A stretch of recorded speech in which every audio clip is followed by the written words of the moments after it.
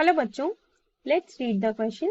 The question says if z is equals to x plus iota y satisfies amplitude of z minus 1 is equals to amplitude of z plus 3, then the value of x minus 1 ratio y is equals to option A 2:1, option B 1:3, option C -1:3 and option D does not exist. So इस question में हमें ratio निकालना है x minus 1 और y का, जबकि हमें ये पता है कि amplitude of z minus 1 is equals to amplitude of z plus 3.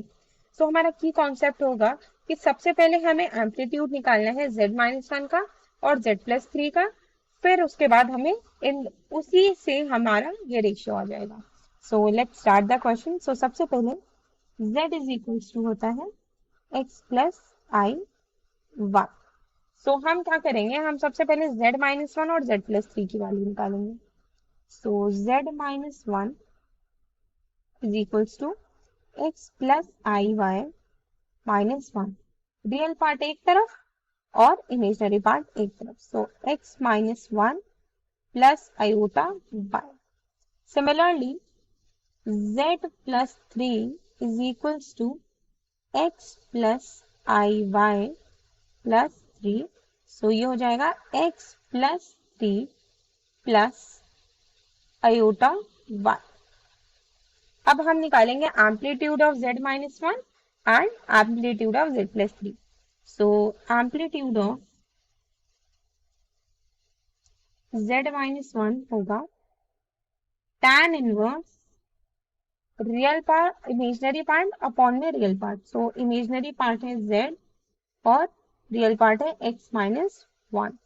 Similarly हमारा एम्पलीट्यूड ऑफ z प्लस 3 होगा tan inverse imaginary part upon real part.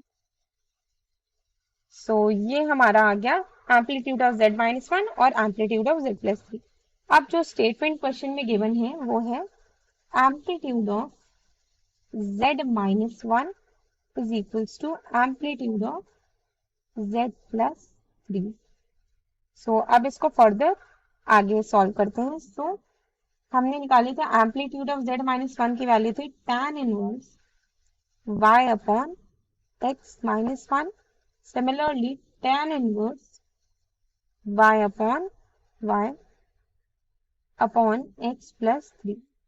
अब इसको आगे सॉल्व करेंगे तो ये हो जाएगा y upon x minus 1 is equals to y upon x plus 3. इसको लिख सकते हैं xy plus 3y is equals to xy minus y. So xy से xy कैंसिल आउट, हमारे पास क्या आया 4y is equals to 0. So हमारे पास y की वैल्यू क्या आ गई 0. बट हमें रेशियो क्या चाहिए था, हमें रेशियो चाहिए था x माइनस 1 अपॉन में y का. सो अगर हमारी y की वैल्यू जो है वो 0 आ गई तो हमारा जो ये रेशियो है ये क्या हो जाएगा, ये हो जाएगा नॉट डिफाइंड, या फिर हम कह सकते हैं कि वैल्यू और वैल्यू डज नॉट एग्जिस्ट. क्यों, क्योंकि हमारा जो 0 है वो डिनोमिनेटर में. सो ऑप्शंस में देखते हैं. So option is option D does not exist.